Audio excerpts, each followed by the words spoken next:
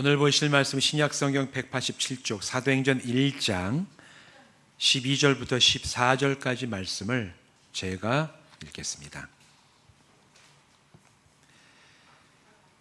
제자들이 감람원이라 하는 산으로부터 예루살렘에 돌아오니 이 산은 예루살렘에서 가까워 안식일에 가기 알맞은 길이라.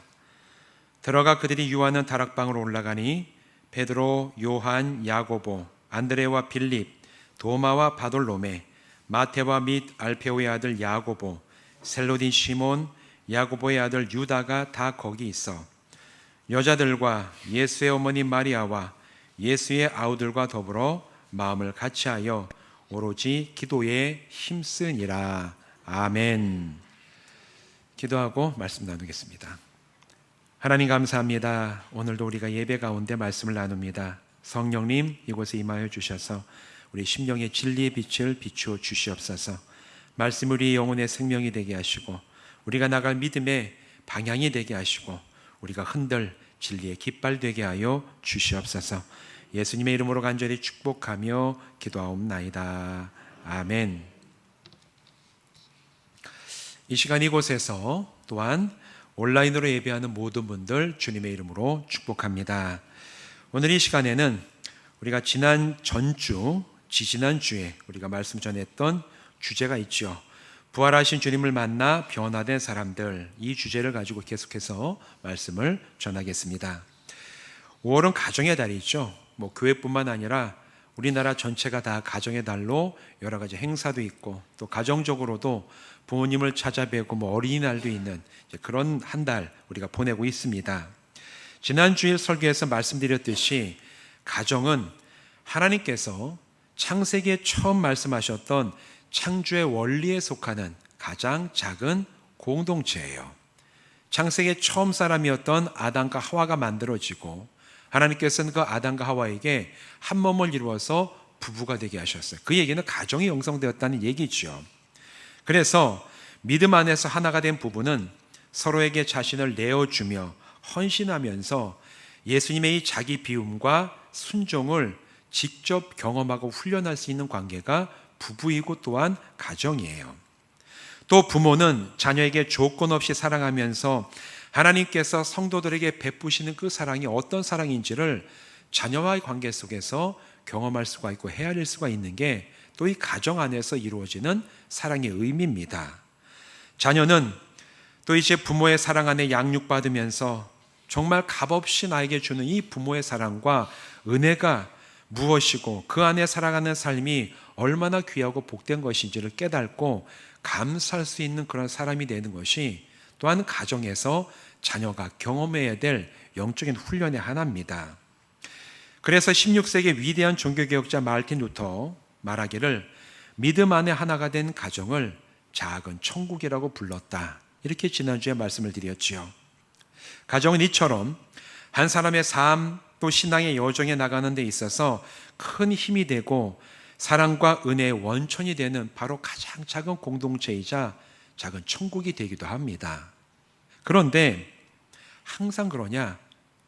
여러분 항상 그렇습니까? 부부를 이루고 사시는 우리 성도님들께 여쭤보고 싶어요. 여러분 우리의 가정이 항상 작은 천국입니까? 그러기를 바랍니다. 우리는 그러길 바라죠. 그러나 하나님께서 그렇게 명령하셨더라도 우리가 연약한 인간이기 때문에 이게 항상 늘 작은 천국만 이루는 건 사실은 또 아니에요. 살아가면서 우리의 작고 나약한 모습들이 다 드러나는 게 또 가정 아닙니까? 그러다 보니까 이 가정이 서로를 향한 사랑이 없고 헌신과 긍휼함이 없을 때 오히려 그 가정은 때로는 우리에게 고통을 주는 그런 장소가 되기도 해요. 부부가 하나 되라는 하나님의 명령 대신에 여전히 두 사람으로 평행선을 달리면서 때로는 서로에게 상처를 주는 관계가 부부의 관계가 될 수도 있습니다.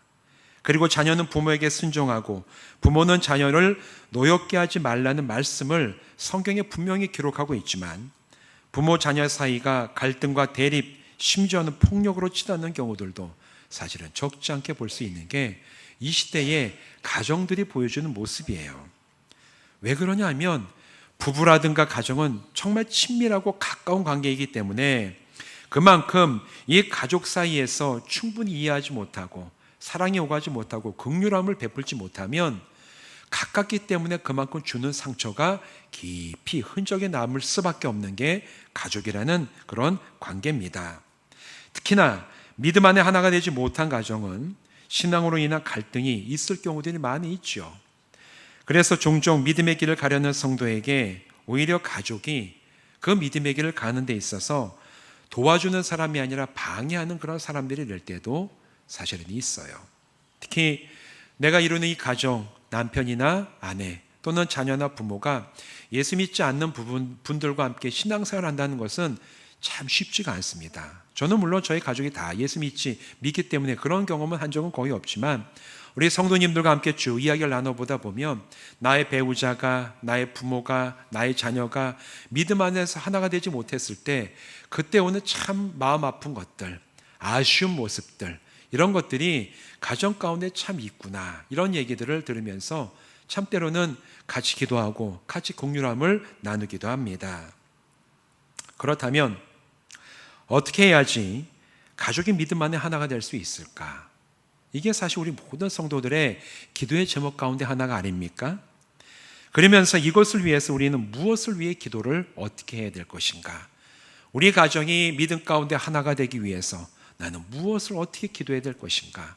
사실 이런 기도 드리시는 가정들도 많을 거예요. 오늘은 이 대답을 찾아보는데 예수님이 속했던 가정을 살펴보면서 한번 그 답을 찾아보고자 합니다. 여러분, 우리가 잘 알듯이 예수님께도 육신의 부모가 있었어요. 누구죠? 아버지는 요셉. 처음 들어보십니까? 네. 우리 성탄절 때 막 항상 하는 얘기잖아요. 예수님의 육신의 아버지 누구죠? 요셉. 어머니는 마리아예요. 요셉과 마리아. 예수님의 이 육신의 부모이신 요셉과 마리아. 요즘에는 크게 성탄절 분위기가 많이 안 나는 그렇게 지나가지만 한 20년 전만 해도 교회 아니면 거리에 이게 부부가 이렇게 아이를 안고 있는 모습, 이런 거를 성탄 카드도 보내고 이런 것들 많이 있었죠. 그걸 보면 야, 참 고요하고 평화롭고 귀하다. 그런데 진짜 성경이 얘기하는 모습은 평화롭지도 않고 고요하지도 않았다. 동물들이 있는 그 가운데 막 소리 지르는 가운데 어린아이가 태어난 그 모습이, 요즘에 그런 일 태어나면 대번에 사회복지 공무원들이 오지요. 도대체 이게 어떤 가정인데 지금 집도 아니라 이런 데서 아이를, 그럴 정도의 그런 아주 어떻게 보면 참 인간적으로 비참한 모습이에요, 사실은. 이제 그런데 이 요셉과 마리아가 예수님의 육신의 부모였어요. 자, 그러면 요셉과 마리아에게는 예수님의 독자였을까? 예수님이 아들 하나였겠습니까? 아니에요. 성경을 보면 이 요셉과 마리아에게는 예수님 말고도 여러 명의 자녀들이 있었어요. 예수님의 남동생들도 있었고 여동생들도 있었다고 성경은 얘기를 합니다. 요셉과 마리아의 부모님, 예수님의 부모님은 장남인 예수가 평범한 사람이 아닌 것을 태어날 때부터 알고 있었어요. 특히나 마리아는 이 처음 아기가 태어났을 때 이 베들레헴에서 목자들이 와가지고 이 경배하고 또 멀리에서 동방에서 온 여러 이 박사들이 예수께 경배하는 그런 것들을 다 보면서 범상치 않은 존재구나, 이거를 이 마리아는 마음에 다 담았더라, 이렇게 복음서는 얘기를 하고 있고, 예수님이 자라가시는 가운데 어린아이가 됐을 때 매해마다 유월절을 맞이하면 예루살렘에 가서 제사를 지낼 때 예수님이 홀로 가족에서 떨어져 가지고 성전에서 율법 교사 선생들과 함께 토론하는 모습을 보면서 또 마리아는 이 예수, 어린아이 예수가 평범치 않은 사람이구나, 이 마음속에 또 기억하고 두었다. 복음서는 그렇게 얘기를 하고 있어요. 그런데 부모인 마리아는 그 정도였지만 다른 형제들과 친척들, 예수님의 형제들과 친척들은 그렇지 않았습니다. 예수님이 나이 30이 되어서 공생애를 시작하면서 집을 떠났습니다. 그리고 제자들을 모으고 갈릴리 여러 마을을 다니시면서 가르치고 기적을 베푸실 때 예수님의 친척과 가족들은 예수님이 전하는 그 말씀을 전혀 이해하지 못했어요. 오히려 그리고 예수님이 베푸시는 치유 그리고 놀라운 기적들, 이걸 도대체 무슨 의미인지, 왜 예수께서 이런 일을 행하시는지도 여전히 그들은 전혀 이해하지 못하는 게 예수님의 형제들과 친척들의 그런 상태였습니다. 오히려 친척들은 예수님에 대해서 떠들었습니다. 뭐라고 떠들었냐 하면 마가복음 3장 21절과 30절 보면 이렇게 얘기를 해요. 예수의 친족들이 듣고 그를 붙들러 나오니 이는 그가 미쳤다 하밀러라. 가족들이 보기에 예수가 미쳤다라고 본 거예요. 30절은 이는 그들이 말하기를 귀신에 들렸다 하밀어라. 귀신 들려서 저런다. 지금 저 예수 귀신 들려서 저러고 있다. 이렇게 얘기를 하면서 붙들러 왔다라는 겁니다. 형제들, 친척들은 공생애를 살아가시는 그 예수님을 보면서 미치거나 귀신이 들렸다고 얘기를 했어요. 그래서 이 예수님의 형제와 가족들이 예수님을 데려가려고 찾아왔다. 사람들 사이에서 가르치시는 그 예수님을 데려가려고 이 예수님의 직계 형제들과 가족들이 찾아왔다는 것을, 그 사건을 마가복음 3장은 얘기를 하고 있습니다.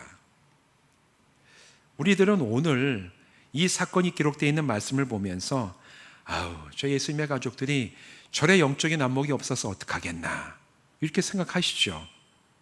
그렇게 생각하실 겁니다. 우리는 제3자이기 때문에 그래요. 여러분, 근데 다시 한번 생각해 보세요. 여기 중에 누구라도, 저라도 마찬가지로 당시 예수님의 형제 중 하나였다면 여러분은 다르게 행동했을 거라고 생각하십니까? 예수님 그 당시에 예수님의 형제 중에 한 사람이 여러분이었다면 여러분 말씀하시는 거 들으니 이분은 내 형제가 아니라 하나님의 아들이 맞습니다. 이렇게 말씀하시는 게 대단합니다. 그렇게 여러분은 바로 인정하고 받아들일 수 있을 것 같아요? 그렇지 않아요. 여기에는 어느 누구라도 그 당시에 예수님의 형제였으면 그 형제들과 똑같이 저 우리 형이 미쳤구나, 저 귀신 들렸구나 이렇게 얘기할 가능성이 99.9%입니다.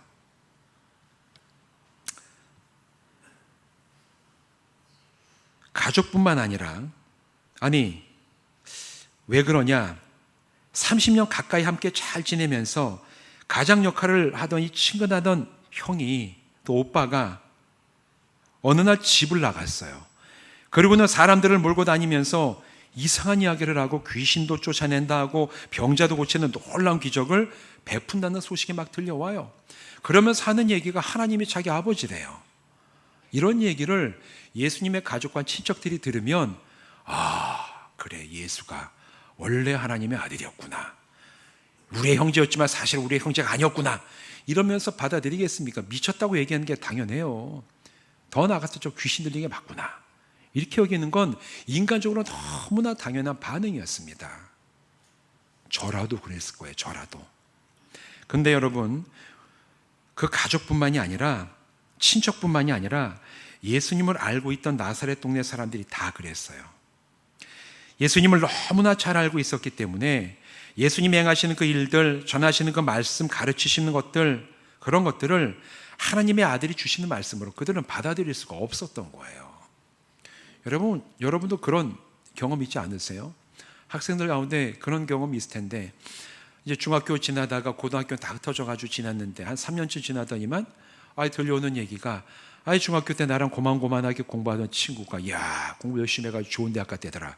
이 얘기 들으면 그래, 걔 참 괜찮은 애고 공부 잘했던 애, 이렇게 얘기하는 학생은 전 거의 본 적이 없어요.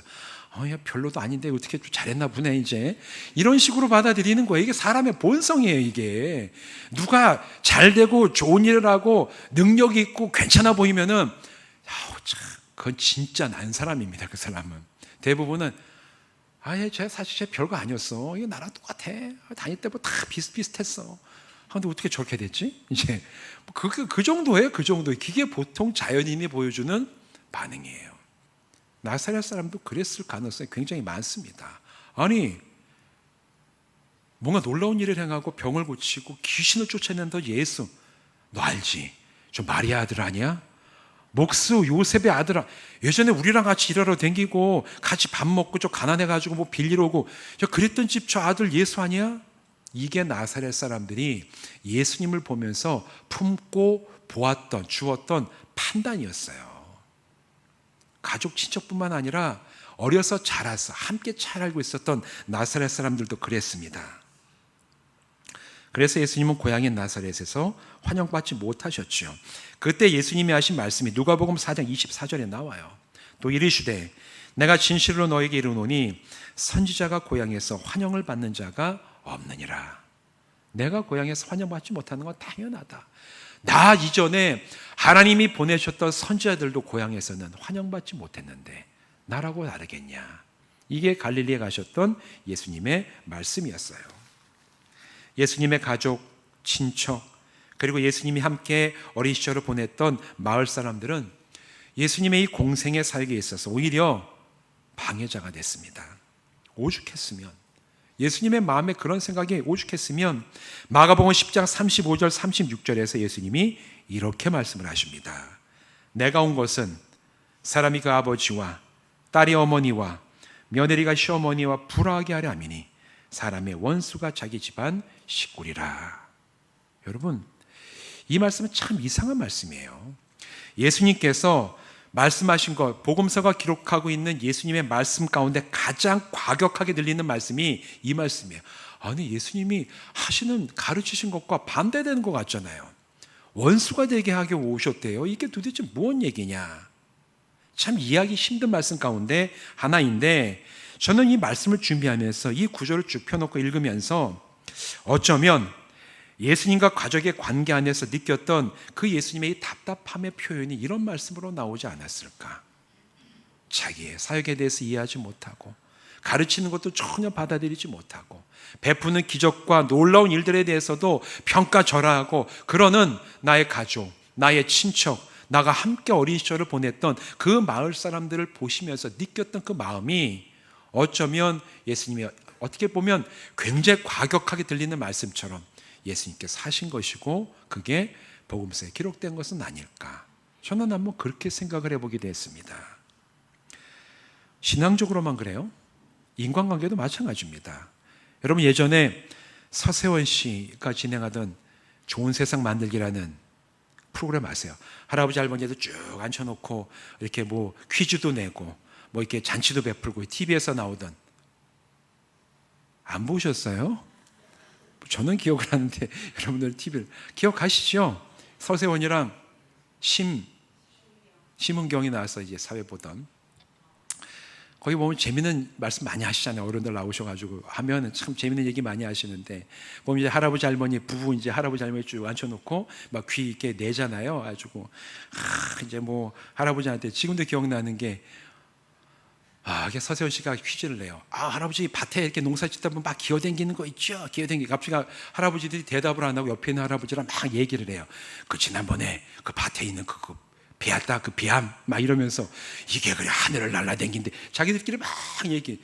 이게 어떻게 보면 제 동생 그거 보면서 노인 학대라고 저거 이제 굉장히 분노했던 프로그램 중에 하나인데, 그때 할아버지 할머니 같이 앉아 계시던 분 중에 할머니한테 퀴즈를 냈습니다. 할머니, 저 옆에 아래에 계시는 그 할아버지, 그 할머니랑 무슨 관계죠?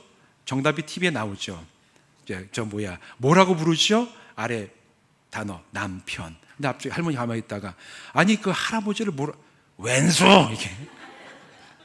아니 할머니 그거 말고 할아버지를 그렇게 부르는 거 뭐 평생 왼수 이래가지고 막 이제 보는 막 웃는. 여러분, 신앙 안에서뿐만 아니라 우리가 일반적인 관계 안에 살아갈 때도 우리가 긍휼함이 없고 상대방에 대한 이해가 없으면 이게 왼수, 할아버지가 할머니 할아버지, 물론 그게 뭐 그렇다고 뭐 아주 뭐 그냥 진짜 문자적으로 원수라는, 그만큼 자기를 힘들게 한 거에 대한 얘기를 하는 거 아닙니까? 평생 왼수라고. 신앙 안에뿐만 아니라 우리가 일상적으로 살아갈 때 건강한 관계를 위해서 노력하지 않으면 평생 왼수가 되는 겁니다. 여러분, 원수와 살지 않도록 열심히 사랑하시고 헌신하시고 함께 살아가신 여러분 되시길 주님의 이름으로 부탁을 드립니다. 그래요. 이게 신앙적으로 그렇지만 우리 일상생활에서도 굉장히 중요해요. 아마 이런 것들에 대해서 예수님이 마음에 많이 느끼시지 않았을까, 가족 사이의 관계가 그랬지 않았을까 생각을 합니다. 그런데 예수님의 십자가 죽음 또한 가족들에게 충격과 참담함으로 닥쳤을 거예요. 가족들은 예수님의 십자가에서 죽으심이 지니고 있는 구속의 의미를 전혀 이해하지 못해요. 하여튼간 가족은 예수님이 이해하지 못했어요. 왜 저러는지, 왜 예수님이 나무에 달려가가지고 십자가에서 저렇게 비참하게 죽어야 되는지 가족들은 전혀 이해하지 못했어요. 그런 가족들에게 예수님의 죽음은 어떻게 다가왔을까 한번 상상해 보십시오. 그저 가족 중에 한 사람이 로마군에 의해서 십자가에 못 박혀 나무에 달려 저주받은 자처럼 죽어가는 비극에 불과했습니다. 그냥 병들어 가족 중에 한 사람이 떠나도 참 마음이 아픈데, 멀쩡하던 나의 형제, 내 자식이 로마 군대에 잡혀가가지고 배에 반역자라는 그런 딱지가 붙은 다음에 비참하게 매맞고 이 나무에 달려서 십자가에서 못 박혀 죽어갔어요. 가족에게 그게 얼마나 큰 충격이었겠습니까? 얼마나 비참하고 끔찍한 일이었겠습니까? 더군다나 이 예수의 어머니 마리아는 과연 어땠을까? 이 마리아의 심정을 한번 헤아려 보십시오. 아들이 비참하게 죽어가는 모습을 십자가 옆에서 바라보던 그 어머니 마리아의 심정은 아마 사람이 글로서는 얘기할 수 없는, 필설로는 형용할 수 없는 그런 비참함과 고통과 끔찍한 아픔이 이 마리아의 가슴 속에 아마 차고도 흘러 넘쳤을 겁니다. 우리는 성경을 보니까 그런 비참한 끔찍함에 대한 이야기가 없지만 여러분이 성경 속에 사람들의 그 마음을 한번 헤아려 보세요. 예수님의 가족에 대해서, 예수님의 죽음을 보았던 그 아들의 죽음을 보았던 마리아의 그 마음이 과연 어땠을까? 아마 그러면 우리는 예전과는 다른 모습으로 이 복음서를 읽게 될 거예요. 가족에게 예수님의 죽음은 그런 죽음이었어요. 오늘 본문은 이렇게 비참한 예수님의 죽음이 일어났던 그 사건 후에 43일이 지나서 일어났던 일에 대해서 증언하는 본문입니다. 오늘 본문에 보면 제자들은 감람산에서 예루살렘에 거처인 다락방으로 돌아왔다고 얘기를 해요. 그리고 그들은 모인 그곳에서 기도에 힘쓰기를 시작했습니다. 열심히 기도하기 시작했어요. 그리고 이렇게 기도하기 시작한 열흘 뒤에 오순절에 성령 강림이 바로 이곳에 임했어요. 우리가 잘 알고 있는 말씀이죠. 그리고 오늘 우리가 읽은 이 본문은 그곳에 모인 여러 사람들 가운데 중요한 인물 몇 사람을 언급을 합니다. 그 중에 14절은 이렇게 얘기를 해요. 여자들과 예수의 어머니 마리아와 예수의 아우들과 더불어 마음을 같이하여 오로지 기도에 힘쓰더라. 여러분 이상하지 않습니까? 43일 전에는 아들의 죽음, 내 형과 오빠의 죽음은 그냥 비참한 죽음이었어요. 그냥 끔찍한 경험이었습니다. 근데 43일이 지나고 난 다음에 그 죽음을 봤던 어머니 마리아와 그의 동생들, 아우들이 함께 모여가지고 전심을 다해서 기도한다라고 얘기하는 이 구절은 굉장히 이상한 얘기예요. 도대체 무슨 일이 있었길래 43일이 지나고 이 사람들이 이렇게 바뀔 수가 있었을까? 이게 오늘 우리들에게 주는 영적인 의미라는 얘기입니다. 예수님을 이해하지 못하고 때로는 친척들의 말에 동의해서 예수님을 미쳤다고, 귀신 들렸다고 여기던 예수님의 가족이었습니다. 마청이 말하는 내용을 도무지 이해할 수 없었고 인정할 수 없었던 예수님의 형제들이 다락방에 모여서 힘써 기도했다고 오늘 본문은 증언을 하고 있어요. 도대체 무슨 일이 이들을 달라지게 만들었을까? 사람의 위대한 논리와 설득, 그게 있었기 때문에 바뀌었겠습니까? 아니에요. 아니면 신비한 기적을 보아서 이들이 바뀌었겠습니까? 아니에요. 이들은 신비한 일은 이미 예수님 돌아가시기 전에 십자가 사건 이전에 많이 봤어요. 예수님이 귀신도 쫓아내고 병자도 낫게 하고 오병이어의 기적을 베푸시는 것 다 들어서 알고 있었어요. 그래도 그들은 바뀌지 않았습니다. 여러분, 기적과 신비한 일이 사람을 바뀌게 하는 게 아니에요. 우리는 신앙생활하면서 놀라운 일을 보면 마치 사람이 변화되지 않을까 기대하지만 놀래키기나 해도 궁극적으로 사람을 바꾸게 하는 것은 신비한 일이 아닙니다. 도대체 무엇이 바뀌겠을까? 단 하나의 사건이었어요. 죽음의 권세를 이기시고 다시 살아나신 예수님을 만난 사건이 그들을 변화시킨 가장 중요하고 유일한 사건이었습니다. 십자가에서 죽은 아들이었고 비참하게 세상을 떠난 나의 형제였어요. 그런데 그 아들, 그 형이 죽음의 권세를 이기고 찬란하고 영광스러운 모습으로 그들 앞에 다시 섰을 때 어머니 마리아와 아우들 앞에 부활하신 주님이 찬란하고 영광스러운 모습으로 다시 나타나셨을 때 가족들과 형제의 영의 눈이 열린 겁니다. 아, 그리스도셨구나. 내 형제, 내 육신의 형제, 여기에 머문 분이 아니었었구나. 이분이 전하는 말씀이 하나님 나라에 대한 말씀이었구나. 이분의 죽음이 정말 모든 자들의 그 죄의 문제를 해결하기 위한 죽음이었구나. 그리고 이분은 하나님의 아들이셨구나.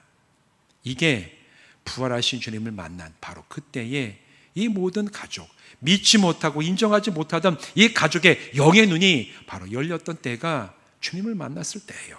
부활하신 주님을 만났을 때였습니다. 이제 그들은 죄를 사하시고 영생의 소망을 주시는 예수님이 그리스도이자 구세주이심을 받아들이게 됐죠. 어머니 마리아와 아우였던 형제들도 다 변화됐다라는 거예요. 진짜 변화됐을까요?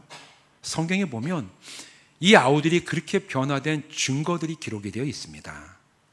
우리 신약성경 쭉 뒤에 보시면은 짧은 서신서들이 들어있는데 이 서신서 가운데 야고보서와 유다서가 바로 예수님의 동생 야고보와 유다가 기록한 편지글입니다. 예수님의 동생 야고보와 유다예요. 예수님의 제자들이 쓴 편지가 아니라 예수님의 동생들이 쓴 편지인데 야고보서 1장 1절에 이렇게 얘기합니다. 하나님과 주 예수 그리스도의 종 야고보는 흩어져 있는 12지파에게 문안하노라. 유다서 1장 1절에 이렇게 얘기를 해요. 예수 그리스도의 종이요 야고보의 형제인 유다는 부르심을 받은 자 곧 하나님 아버지 안에서 사랑을 얻고 그리스도를 위하여 지키심을 받은 자들에게 편지하노라. 야고보와 유다는 예수님의 동생이었어요. 그런데 그들이 이제 예수 그리스도가 구원자이심을 믿고 그리스도로 받아들이고 주님이셨음을 알고 난 다음에는 이제 유다와 동생들, 형제들에게 어머니 마리아에게 예수님은 단지 육신의 가족이 아니었던 겁니다. 하나님의 가족이요. 하나님의 아들이었고 구원자가 되신 거예요.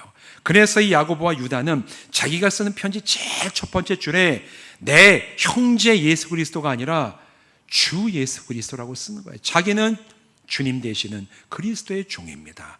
자기 형이에요. 큰형. 그런데 큰형이라고 자기 육신의 형제라고 부르지 않고 주님이십니다. 예수 그리스도 주님이십니다. 나는 그 주님의 종입니다. 이런 위대한 고백으로 편지의 첫 마디를 다 시작했다는 겁니다. 그 얘기는 부활하신 주님을 만났을 때 이 예수님의 가족들의 영의 눈이 완전히 바뀌어서 예수를 온전히 바라보고 그 주님이 누구신지를 알아보고 구원받은 믿음의 길을 함께 나가며 초대교회의 중요한 영적인 지도자가 되었음을 오늘 성경은 우리에게 증언하고 있어요. 다시 말해서 부활하신 주님을 만났을 때 주님의 가족들은 예수님을 더 이상 육신의 가족이 아니라 주님으로 자신들은 그 주님의 종이요 제자로 고백하는 놀라운 변화의 길을 힘차게 나가게 되었습니다. 사랑하는 성도 여러분, 부활하신 주님은 오늘도 성도들의 가족을 변화시키시는 줄로 믿습니다. 이 변화의 주님은 옛날에 예수님의 그 가족만 변화시키시는 게 아니라 오늘 부활하신 주님은 우리의 가족도 바꾸신다는 거예요. 변화시키십니다. 사람은 다른 사람을 변화시키기가 쉽지가 않아요. 그러나 부활하신 주님은 주님의 은혜와 사랑과 능력 가운데 사람을 변화시키십니다. 근본적으로 변화를 시키십니다. 강팍한 나를 변화시킨 주님께서 나의 가족들을 만나시면 그들도 변화될 줄로 믿습니다. 나의 배우자가 변화되고 나의 부모가 변화되고 나의 자녀들도 살아계신 주님을 만날 바로 그때에 변화될 거예요. 그래서 오늘 나의 가족이 예수 안에 하나가 되지 못하고 믿음 가운데 함께 나가지 못하는 가족이 있다면 우리가 이제 간구하고 기도할 제목은 살아계신 주님, 나의 가족을 만나 주시옵소서. 나의 배우자를 만나 주시고 나의 자녀를 만나 주시고 내 부모를 만나 주셔서 하나님 정말 주님을 인정하지 않고 믿지 못했던 예수님의 가족이 부활의 주님을 만나고 완전히 변화된 삶을 살아간 것처럼 주여 우리의 가정도 그렇게 변화되게 하여 주시옵소서. 이게 우리의 기도의 제목이 되어야 될 줄로 믿습니다. 가정의 달을 맞이해서 나와 함께하지 이 믿음의 길 함께 가지 못하는 가족 혹시 우리 가정이 있다면 주님 예수님을 그렇게 인정하지 않았던 그 예수님의 자족들이 변화된 것처럼 주여 나의 가족이 변화되길 원합니다. 이 기도의 제목을 오늘부터 주님 오시는 그날까지, 우리 주님이 살아계신 주님이 나의 가족을 만나주는 그날까지 쉼없이 드리며 기대하고 사모하며 살아가면서 하나님이 때가 되셔서 주시는 놀라운 변화를 우리 성도들의 가정마다 넘치게 체험하고 변화의 길을 온 가족이 함께 나가는 믿음의 가정 되시기를 주님의 이름으로 축원드립니다. 기도하시겠습니다. 주님, 하나님, 예수님이 이 땅에 살아가실 때 육신의 가족이었던 예수님의 가족들, 주님을 알아보지 못하고 인정하지 못했던 그런 여러 가지 사건들이 성경에 나옵니다. 그러나 그들이 죽으셨다가 부활하신 그 주님을 만났을 때 비로소 그들의 영의 눈이 열리고 그들이 예수님을 구원자로 주로 받아들이고 평생을 주님의 제자로 종으로 살아갔음을 성경이 증언을 합니다. 하나님, 그 놀라운 변화가 바로 내 가정에서 일어나게 하여 주시옵소서. 믿지 않는 나의 자녀들 또는 배우자, 부모가 있습니다.